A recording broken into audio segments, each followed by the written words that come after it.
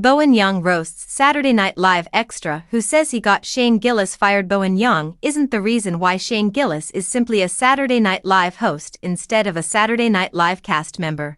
But he's also not afraid of becoming some mouthy extra's 13th reason. This weekend, SNL's most notoriously short-tenured alumnus will return to the sketch show to make another attempt at adjusting his non-NBC-friendly sense of humor for a much more mainstream audience than his usual crowd of Matt and Shane's secret podcast listeners.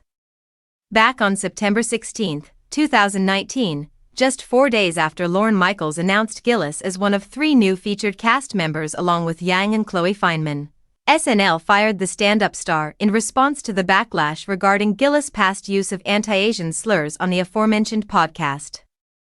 However, in the years since the biggest scandal of Gillis' career, Michaels and his empire have made sure to stay close friends with Gillis and keep the messy breakup as amicable as possible. As Gillis prepares for his second hosting stint on SNL following the 2019 controversy, some of his fans have refused to take the no hard feelings stance on the split that Gillis himself has maintained for over 5 years, and in the comment section of an Instagram post about Gillis' upcoming performance.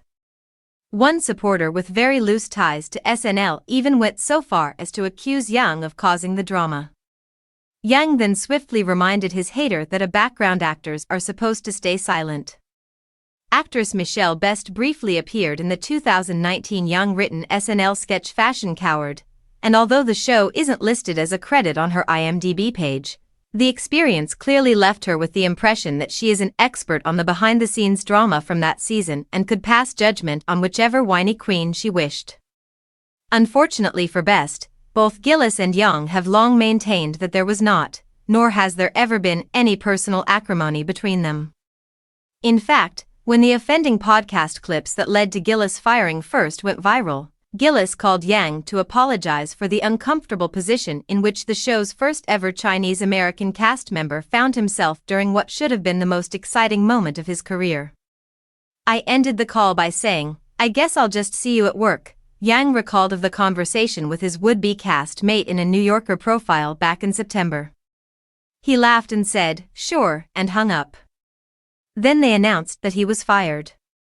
Not only has Young never harbored resentment toward Gillis over the casting controversy, but the very suggestion that someone who had worked at SNL for barely a few hours could ever force Michaels to fire a comedian whom he loves more than most people in show business love their own children is absolutely laughable. Not that Best understands much about humor. If she did, maybe Young would have written her a line.